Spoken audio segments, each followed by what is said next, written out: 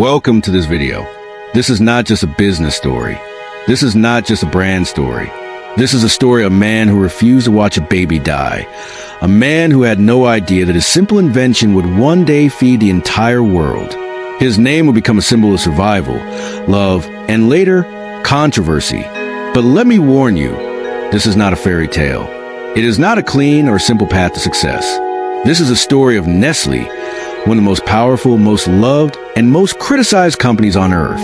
It began in the 1800s with one man. No money, no social media, no startup funds, just one purpose: to save a life. That purpose became a product. That product became a movement. And that movement grew into a $100 billion global empire. In this 4-part series, you will learn every detail, every struggle, every victory, and every dark chapter. I will take you inside the mind of Henri Nestlé, the man who gave the world something it didn't even know it needed. This story is not just about history or motivation. It's also a great way to improve your English, because everything is told in simple, clear language. If you're a beginner or learning English, this story will help you understand how to tell stories, describe people's lives, and talk about business and growth in a fluent way. So you're not just learning about Nestle, you're training your brain to think in English. That's why this video is not just a story, it's an experience. It's a mirror showing you how even one person with a small idea can change the world. It's a guide teaching you that purpose is more powerful than profit. And it's a message that says to you right now, wherever you are, if Nestle could start from saving a sick baby and become the biggest food company in the world, then what's stopping you from building something great too? By the end of this story, you won't just know the name Nestle. You'll feel like you've lived his journey. And maybe, just maybe, you'll start believing in your own. Let's begin. Part 1, One Man, One Formula, One Life Saved. Henri Nestlé was born in 1814 in a small town called Frankfurt am Main in Germany. His real name was Henri Nestlé, but later, when he moved to a French-speaking part of the world, people began calling him Henri. His father was a glassmaker, and his family was not rich. They had 13 children. Only 6 survived. Henri learned something early in life. Life is fragile. He saw babies die in his own family. He saw how poor families struggled to keep their children alive when food was limited. He was curious, thoughtful, and a problem solver. He dreamed of becoming a chemist, someone who mixes materials to create useful products. So, in his early 20s, he moved to Switzerland, to a city called Vevey, the place that would later become the headquarters of Nestle. At that time, there was no company called Nestle. It was just a young man, living alone, working hard, searching for something meaningful to do. He started with simple jobs, making oil, vinegar, lemonade, and other small products. He also worked as a pharmacist assistant, learning how medicines were made. But deep inside, a bigger dream was growing. He wanted to invent something that could truly help people. During the 1800s, many babies died before their first birthday. The reason was simple: not every mother could breastfeed, and there were no proper baby formulas. Doctors were helpless, and families were heartbroken. The biggest cause of death was malnutrition. Babies couldn't digest the food people tried to give them. Henri Nestlé saw this problem and decided not to just feel sad. He asked the most important question any inventor can ask: what if I could make something that would save these babies? He began researching, studying how babies digest milk, comparing breast milk to other foods, and experimenting with mixtures. After years of testing and failure, he finally succeeded. In 1867, Henri Nestlé invented something revolutionary: a baby food made from cow's milk, wheat flour baked to remove acid that upset baby stomachs, and sugar. It was simple, safe, and effective. He called it farine lactique, meaning milk flour. It could be mixed with water and fed to babies who couldn't breastfeed. This was not just a product, it was a miracle. That same year, a doctor in Vevey came to Henri with a desperate case. A mother's baby was dying. The child couldn't take breast milk, and nothing was working. The doctor asked if they could try Nest. About 15 years before Nestle, another company had started in Switzerland. It was called the Anglo-Swiss Condensed Milk Company. It was founded by 2 Americans, George and Charles Page. who had one goal: to make milk last longer. Back in those days, milk spoiled quickly. It couldn't travel far, and babies or soldiers couldn't always access fresh milk. So, the Page brothers created condensed milk, thick, sweet milk that could be stored in cans and last a long time. It became a huge success and was used for everything: baby feeding, baking, tea, coffee, and even army rations. By the time Henri Nestlé invented his baby formula, Anglo-Swiss was already doing well. Now imagine this: two companies, both from Switzerland, both trying to feed babies, both growing fast. A collision was coming. For years, they were rivals, competing in markets, pricing, and distribution. Sometimes, they even copied each other's products. But as the years went by, both companies realized something powerful. Instead of fighting each other, what if they joined forces? In 1905, it finally happened. Nestle and the Anglo-Swiss Condensed Milk Company merged. And just like that, a new, stronger Nestle was born, with factories in Europe, the US, Australia, South America, and Asia. Now, they weren't just a baby food company. They were a milk empire. After the merger, Nestle's business grew rapidly. They sold baby food, condensed milk, milk powder, and evaporated milk. During this time, milk was more than just a drink. It was a symbol of health, motherhood, care, and life. Nestle used this symbolism to connect emotionally with families. They put the Nest logo, showing a mother bird feeding her babies, on every product. This was not just smart branding. It was storytelling. Every time someone saw the Nestle logo, it reminded them of safety, family, and care. This emotional connection helped the company grow far beyond Switzerland. Factories were set up across the United Kingdom, Germany, Spain, the United States, India, and Brazil. By 1912, Nestle had become one of the biggest dairy food producers in the world. But then something happened that changed everything. A tragedy that affected every company, every country, and every child on Earth. In 1914, the world went to war. World War I had begun. Millions of people were killed. Economies collapsed. Factories stopped. Trade ended. Cities were destroyed. For a company like Nestle, this was a nightmare. Shipping became dangerous. Workers were sent to fight. Milk supplies were low, and many factories were shut down. But Nestle did something clever. They found a way to supply condensed milk to armies. This became a new market. Soldiers needed high-calorie, long-lasting food. Nestle shipped condensed milk to British, French, and German troops. Their factory in the U.S. stayed active and even grew. By the end of the war, Nestle was no longer just a baby food company. It had become a key food supplier for the world. But the war also taught Nestle an important lesson. They could not depend on just one product. So, after the war ended in 1918, Nestle made a bold decision. They were going to diversify, to create new products that the world had never seen before. One of these would become a revolution in how people drink coffee. Let's go back to the 1930s. After World War I, Nestle had built many factories, but some of their biggest markets were in Brazil. At that time, Brazil had a coffee crisis. They were producing too much coffee and prices were falling. The Brazilian government came to Nestle with a request. Could they create a coffee product that was easy to make, easy to store, and lasted long? Nestle took the challenge. After 7 years of research, in 1938, they launched something revolutionary: Nescafé, the world's first instant coffee. Just add hot water, and your coffee is ready. No grinding beans, no brewing, no waiting. Nescafé was an instant success, affordable, fast, and exactly what people needed during tough times. But Nescafé's real explosion happened in 1939, when World War II began. Another war brought more destruction, more hunger, and more soldiers. But this time, Nestle was ready.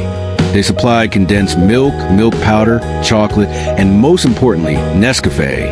The Allied forces, especially American and British soldiers, carried Nescafé in their packs. It became the coffee of the army, fast, hot, and energizing. Soldiers who drank Nescafé during the war took the habit home when it ended. That's how Nescafé became a worldwide phenomenon. By 1945, when the war ended, Nestle was no longer just a food brand. It was a daily ritual in millions of homes. After World War II, the world wanted peace. Families wanted comfort. Life needed to feel normal again. Nestle understood this deeply. They began producing baby cereal, chocolate, canned milk, and instant coffee on a massive scale. They entered markets like the Philippines, India, South Africa, and Mexico. They hired local workers, used local ingredients, and adapted to local tastes. This made Nestle feel like a local brand in every country. In India, Nestle would later launch Maggi.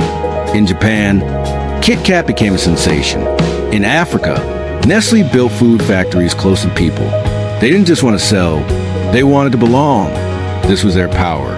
Part 2, the baby formula controversy, the darkest hour of the Nestle empire. The 1950s and 60s were glorious years for Nestle. Their name was everywhere. Their products had become emotional habits, not just items on a shelf. Mothers in Africa were feeding their children with Nestle baby formula. Families in India were cooking Maggi noodles. Soldiers across the world were drinking Nescafe every morning. Nestle was no longer just a company. It was part of people's lives. But when a company becomes too trusted, something dangerous can happen. People stop asking questions. And that's where the story turns dark. Behind the logo of the little bird feeding its babies, behind the smiling ads and promises of health and love, a storm was growing. It was about baby formula, the very product that started Nestle's empire. Back in the 1800s, Nestle had created baby formula to save children whose mothers couldn't breastfeed. It was a beautiful invention, life-saving, science-backed, and filled with purpose. But over time, something changed. By the 1960s and 70s, Nestle wasn't just selling baby formula to help babies who couldn't breastfeed. They were marketing it to every mother, everywhere, even to those who could. Why? Because breast milk is free, but formula costs money. Profit grows when people stop using what's free and start buying what you sell. So Nestle launched a campaign, one of the most controversial marketing campaigns in human history. They began promoting formula in developing countries, especially in Africa, Asia, and Latin America. These were countries where clean water was scarce, sanitation was poor, and poverty was common. Nestle's strategy was bold and manipulative. They sent saleswomen dressed as nurses into hospitals and villages. They handed out free samples of baby formula and told mothers, "This is modern. This is better." Nestle's marketing of baby formula took a dark turn. They promoted their product as scientific and better than breast milk. At first, they distributed the formula for free, and it worked. Mothers stopped breastfeeding and started using Nestle's formula. Babies grew strong and healthy, as long as the free supply continued. But when the free samples ended, mothers had to start buying the formula. And here's the heartbreaking part. Once a mother stops breastfeeding, her milk dries up and doesn't return. Her body assumes it's no longer needed. These mothers now had no choice. They either had to buy formula or risk their baby starving. In many poor regions, where money was scarce, mothers began diluting the formula with water to make it last longer. But the water was often unclean, leading to deadly consequences. Thousands of babies began dying from malnutrition and waterborne diseases. At first, mothers and hospitals were blamed. But soon, the world turned its attention to Nestle. The question grew louder. Did Nestle know this was happening? By the late 1970s, a global movement had begun. Doctors, activists, and researchers started investigating the effects of formula marketing in developing countries.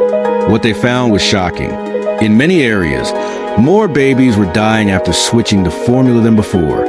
Formula was being mixed with dirty water because clean water was unavailable. Poor families couldn't afford enough powder, leading to undernourished infants. The company was accused of creating dependency, getting mothers hooked on formula, then charging them for it once breastfeeding was no longer an option. In 1974, a report published in the UK titled "The Baby Killer" directly attacked Nestle, accusing it of unethical marketing that led to infant deaths in poor countries. Nestle fought back with lawsuits, claiming the report was misleading, but the damage was done. In 1977, the Nestle boycott began in the United States. People all over the world stopped buying Nestle products. Students protested, doctors protested, even churches joined the movement. The company once known for nourishment and care was now seen as a villain, a corporation that valued profit over the lives of children. Governments and international health organizations stepped in. In 1981, after years of pressure and research, the World Health Organization, WHO, introduced the International Code of Marketing of Breast Milk Substitutes. It set strict rules. Formula companies could no longer give free samples to hospitals. They were forbidden from using nurses or health workers to promote products. Packaging had to clearly state that breastfeeding is the best option. Companies were banned from marketing directly to mothers. Nestle publicly agreed to follow the code, but its image was deeply damaged. The brand once associated with life and care was now linked to manipulation and corporate greed. The controversy became a case study in business ethics, a warning of what happens when marketing outweighs morality. But Nestle didn't collapse. Instead, it began to reform. In the 1990s and early 2000s, the company introduced sweeping changes. They updated their marketing guidelines, created educational programs about nutrition, partnered with governments to improve clean water access, and even founded the Nestle Nutrition Institute to promote child health globally. Still, critics argued it wasn't enough. The scars of the baby formula controversy were deep and lasting. Yet inside Nestle's boardrooms, leaders made an important decision. The company would stop focusing only on size and profit. It would try to belong. Nestle realized it couldn't just be a foreign brand selling products worldwide. It needed to become local to understand and connect with people emotionally and culturally. The company began thinking differently. Not like a corporation, but like a family.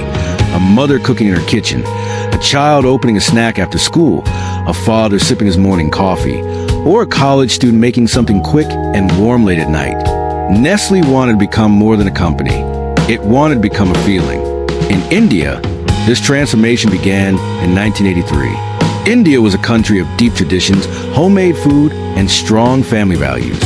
Mothers cooked everything from scratch, and instant food wasn't popular. But Nestle noticed something others didn't. Indian mothers were tired. They loved their families deeply, but they also needed an occasional break. That's when Nestle introduced Maggi 2-minute noodles, a product that would revolutionize Indian kitchens. It wasn't just food, it was magic. Boil water, add the noodles and tastemaker, and in 2 minutes, you had something warm, flavorful, and comforting. At first, mothers were skeptical, but children loved it. And when kids love something, mothers take notice. Nestle marketed Maggi not as a mere replacement, but as a helper, a snack, a break, something fast and fun. The slogan was brilliant. Fast to cook, good to eat. College students made Maggi at midnight in hostel rooms. Families added vegetables, eggs, or cheese to create their own recipes. Everyone had their version of Maggi. It became more than just a snack. It became a memory, a part of childhood, and a symbol of comfort. In Japan, Nestle wanted to enter the competitive chocolate market. But instead of forcing its products, it listened. When it introduced Kit Kat in the 1970s, they discovered something interesting. The phrase Kitokatsu in Japanese means surely win. It sounded just like Kit Kat. Students began eating Kit Kats before exams as a symbol of good luck. Nestle embraced this cultural connection. They launched limited edition Kit Kats in hundreds of flavors: green tea, wasabi, cherry blossom, strawberry cheesecake, and many more. Each represented a region or emotion. Kit Kat became more than chocolate. It became a gift, a souvenir, and a symbol of good fortune. In Nigeria and Southeast Asia, Nestle launched Milo, a chocolate-flavored malt drink enriched with vitamins and minerals. But again, they sold more than just a drink. They sold an idea. Milo became the drink of champions. The company sponsored school sports, provided Milo-branded bottles and kits, and told parents that Milo makes champions. In places where parents cared deeply about their children's health, Milo became a badge of pride. A child drinking Milo looked strong, smart, and active, the image every parent wanted. All of these stories show one powerful truth. Nestle stopped simply selling products and started creating moments. They realized that people don't buy with logic. They buy with emotion. They don't buy based on price or nutrition facts, but on how a product makes them feel. Nestle began to build its empire not just on food, but on memory, emotion, and identity. They started designing products that fit into every moment of daily life. Morning coffee with Nescafé, afternoon energy from Milo, evening snacks with Maggie, post-dinner treats like Kit Kat, baby food like Cerelac, health drinks, and everyday milk powder. No matter what your day looked like, Nestle was there quietly, softly, comfortably, in your cupboard, your lunchbox, and your memories. What made this strategy brilliant was how Nestle adapted to each country's culture instead of staying the same everywhere. In Brazil, there was Nescau. In Pakistan, everyday milk. In the Philippines, Bear Brand. In the United States, Coffee Mate, Nesquik, and Gerber. In Australia, Uncle Toby's. Different names, different flavors, but the same emotional connection. This global strategy became known as glocalization, a mix of global vision and local flavor. And it worked. By the early 2000s, Nestle had over 2,000 brands in more than 190 countries. They weren't just a food company anymore. They had become part of daily life. Often so deeply integrated that people didn't even realize how many Nestle products they used every day. But then came the mirror moment, a period of truth, health concerns, and a fight for trust. In the early 2000s, Nestle was everywhere. Coffee, water, milk, snacks, baby food, even pet food through their brand Purina. They produced everything from chocolate and cereal to ice cream and vitamins. Every single second, somewhere in the world, someone was buying a Nestle product. The more people bought, the more closely they began to look. Consumers started asking, what exactly am I putting in my body? And that question changed everything. People began to realize that some of Nestle's most beloved products were not as healthy as they seemed. Nestle had built its empire on taste and emotional connection, but that great taste often came at a cost. High levels of sugar, salt, and processed ingredients. Products like Milo, Nesquik, Kit Kat, Nescafé 3-in-1, Maggie seasoning, and many cereals were found to contain unhealthy levels of sugar and sodium. Parents started reading nutrition labels more carefully. Health experts ran lab tests. NGOs published reports. Soon, Nestle was at the center of a global debate. The question was no longer, what does Nestle make? But, can we trust Nestle with our health? In 2021, a leaked internal Nestle report shocked the world.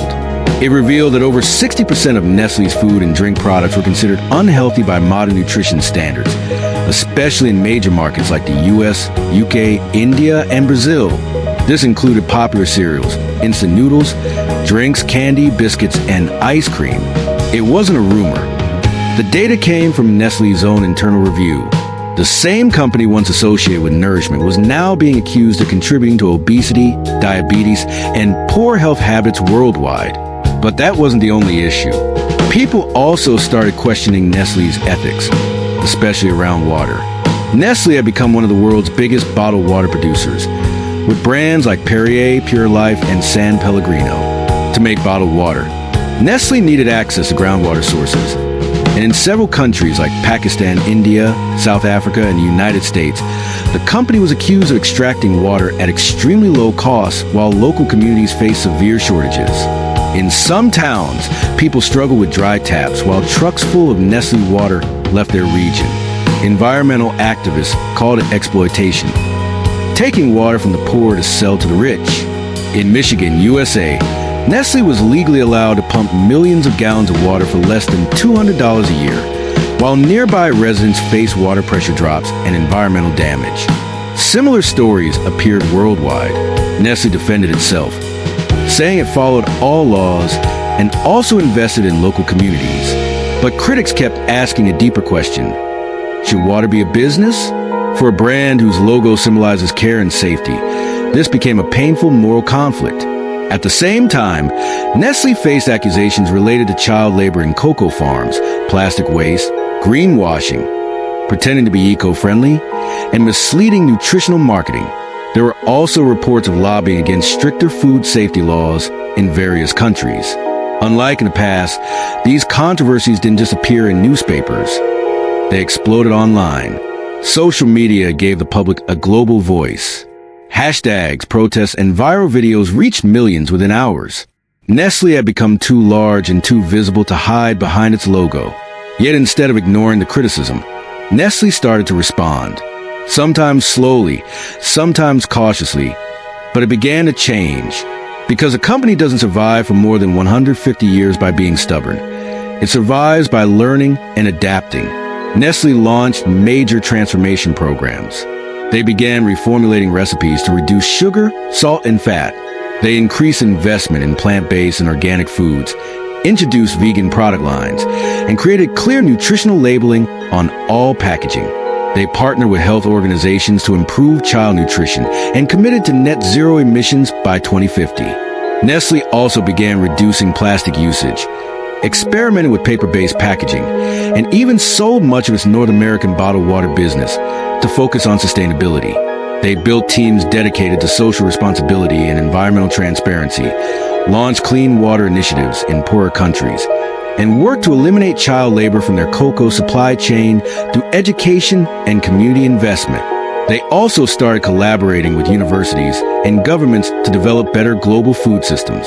Nestle knew it couldn't change its past, but it could shape its future. What made this transformation unique was that Nestle didn't deny its problems or disappear from the public eye. Instead, it admitted its flaws and said, "Yes, we have problems, but we're here to fix them." It wasn't perfect. Critics remained. The media still investigated and exposed inconsistencies. But Nestle continued to evolve, changing its recipes, its packaging, its promises, and its behavior. The company had learned that people don't expect perfection. They expect honesty and growth. And slowly, that growth began to show. In recent years, Nestle has become a major player in the plant-based food revolution. They've launched Garden Gourmet vegan meals, Wonder plant-based milk, and Awesome Burger to compete with Beyond Meat. They've developed natural supplements for health-conscious adults, released more low-sugar and low-fat versions of their classics, and even created smart food labs that use AI to design better nutrition. Nestle also started investing in health tech and sustainable farming startups, aiming to transform from a traditional food manufacturer into a modern, health-driven, and environmentally conscious global company. Nestle's story, from saving a single baby's life to feeding the entire world, and facing its own moral reckonings along the way, is not just a business tale. It's a reflection of humanity itself. Flawed, evolving, learning, and always striving to do better. They made deals with brands that promoted mental wellness, fitness, and clean eating. In short, they went from being part of the problem to becoming part of the solution. But here's the question only you can answer. Do you trust them? Because in today's world, trust isn't given. It's earned every single day. And Nestle knows that. That's why they now talk less about profit and more about purpose. Less about what they sell and more about what they stand for. Less about taste and more about transparency. Because they've learned something powerful. Parents want honest food for their children. Young people want brands that reflect their values. The world wants companies that care about both people and the planet. Nestle has realized that kindness is not just good branding. It's the only way to survive the future. So here we are. Nestle has been loved, attacked, boycotted, and yet it remains. Why? Because it adapts, because it listens, because it learns. And now, more than ever, it wants to become not just a global company, but a responsible one. If you walk into any store anywhere on Earth, from a supermarket in New York to a tiny shop in Uganda, from a floating market in Thailand to a small pharmacy in India, you'll find Nestle. It may not always say Nestle on the front. It might say Kit Kat, Milo, Nescafe, Cerelac, Purina, Gerber, Maggi, Nido, Smarties, or Nestia. But behind every one of them, the quiet name is there, printed small, almost invisible. Nestle is the silent owner of your morning coffee, your childhood snacks, your late-night hunger, and your memories. That's what makes this story so powerful. You've lived it without even realizing it. Now it's time to look behind the logo, behind the warm color, familiar flavors, and comforting wrappers, and ask the big question, what is Nestle really? Is it a business, a brand, a villain, a savior, a teacher, or simply a reflection of who we are? Today, Nestle stands as one of the largest food and beverage companies on the planet, with an annual revenue of over $100 billion. It owns more than 2,000 brands across categories like food, drink, health, wellness, baby nutrition, and pet care. Over 270,000 employees work across 189 countries. Every second, around 6,000 Nestle products are sold somewhere in the world. And with each sale, the story continues. But Nestle is no longer a single company. It's a universe of choices. In your own home right now, check your kitchen. There's a high chance you'll find Nestle there. A Kit Kat in the fridge, a Nescafe jar on the shelf, a Maggi pack in the drawer, Cerelac in your baby's bag, Purina food in your pet's bowl, Nestle water in your fridge, vitamin supplements in your cabinet, and maybe even a health drink in your gym bag. That's how deeply Nestle has entered our lives. But with great power comes great responsibility. And Nestle's power is enormous. When you sell food, you're not just selling a product. You're shaping health habits and even emotions. Nestle has spent the last decade trying to take that responsibility seriously. Not because they're perfect, but because they realize something crucial. In today's world, your brand isn't what you say it is. It's what people feel when they hear your name. Nestle has heard both love and criticism. That's why they're now trying to rebuild something far more valuable than reputation: trust. They've reduced sugar and salt in over 14,000 products. They've introduced plant-based foods in more than 80 countries. They've created divisions focused on health science to combat diabetes and heart disease. They've invested billions in sustainable packaging, fair trade farming, and environmental projects. They've donated to clean water programs in Africa and Asia. Over 80% of their new products now meet healthier nutritional profiles. They've committed to achieving net zero carbon emissions by 2050. These aren't just business moves. They're survival moves, not only for the company, but for the planet. Because Nestle knows that if they lose the people's trust, they lose everything. Today's consumers are smarter, more aware, and more connected than ever. One viral video, one boycott, one negative report, and millions could turn away. That's why Nestle is changing. Maybe not fast enough for everyone, but faster than most. To understand where it's going, we must go back to where it all began. To a man named Henri Nestlé in 1867, standing in a small Swiss village, holding a bottle of baby formula that could save a child's life. He didn't have factories, investors, or data. He had one thing: purpose. That purpose became a product. That product became a company. That company became a global brand. And that brand became an empire. But empires don't last forever, unless they remember why they began. At its best, Nestle is a reminder that if you care enough to solve a real problem, you can build something that feeds the world. At its worst, Nestle is a warning that even the most beautiful mission can become dangerous when it forgets the people it was meant to protect. Nestle's story is profoundly human. Not a straight line, but a circle of creation, mistake, growth, and healing. Just like you, just like me, just like all of us. Now, Nestle's focus has expanded beyond food. It's stepping into the world of nutrition science, gut health, mental wellness, supplements, and AI-powered personalized nutrition. The company is working with doctors, researchers, and scientists to build the future of human health. They've launched Nestle Health Science, the Nestle Institute of Packaging Science, and future food programs, all aiming to create food that's honest, sustainable, and nourishing. People now want transparent labels, ethical sourcing, real nutrition, and guilt-free taste. And that's what Nestle is striving to deliver. Whether they succeed or not will determine their legacy, not just as a business, but as a force for good. So we end where it all began. Nestle, a name that once saved a baby's life, now feeds the world. A brand that has brought comfort, controversy, and courage. A company that has been called both angel and enemy. But one thing is certain, Nestle isn't going anywhere, because it's more than a company. It's a story of invention, a story of trust, a story of power, a story of mistakes, healing, and hope. And now it's part of your story too. Every time you open a packet, taste something familiar, feed your child, or sip your morning coffee, you're not just consuming a product. You're continuing a story that began over 150 years ago, where one man in a small Swiss village trying to save just one child. Life-changing lessons from the Nestle story. Purpose is more powerful than profit. Henri Nestlé didn't start a company to get rich. He created something to save a child's life. That purpose built a legacy, solve a real problem, and the world will follow. Nestle didn't sell dreams, it solved malnutrition. When your mission serves humanity, success follows naturally. If you want to build something meaningful, stop chasing trends. Solve a problem that people truly feel every day. Adapt or disappear. That's the rule of survival. Nestle faced world wars, food revolutions, health crises, and environmental challenges. Yet it kept evolving. The world will always change. If you don't change with it, you won't last, no matter how powerful you are today. When you grow big, the world will test your soul. Nestle's darkest moments came right after its greatest success. The bigger your name, the bigger the mirror the world holds up to you. Don't just build a brand, build a conscience.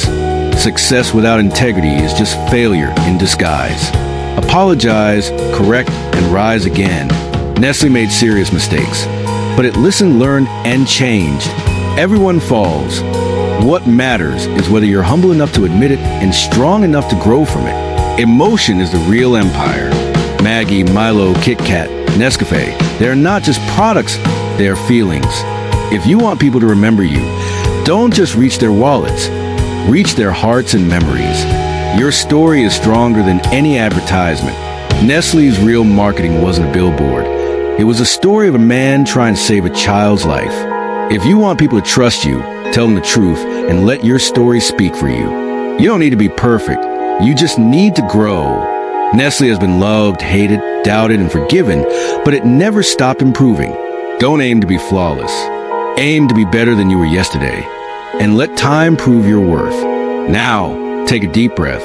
You just heard the story of a company that began with nothing but an idea and became a name whispered in kitchens around the world. But this isn't just about Nestle, it's about you. Somewhere inside you, there's also an idea, a purpose, a beginning. Maybe the world hasn't noticed you yet. Maybe you're still small, just like Henri Nestlé was in 1867. But remember, it only takes one decision, one idea, one moment of courage to change your life, and maybe even the world. Yes, you'll make mistakes. You'll be misunderstood, judged, and doubted. But if you keep learning, fixing, and growing, you'll create something that lasts longer than your name. Something that feeds people, heals people, and stays. So take this story as fuel for your own. Because maybe, just maybe, the next Nestle is watching this video right now. If this story made you feel something, if it taught you, moved you, or inspired you, don't leave empty-handed. Subscribe to this channel right now. Because we're not just telling stories. We're building a community of people who want to learn, grow, and leave a mark on the world. In simple English, with powerful messages and unforgettable truths. Join us. Your journey starts now. Thank you for watching. See you in the next story. Until then, stay curious, stay kind, and keep growing. Herb.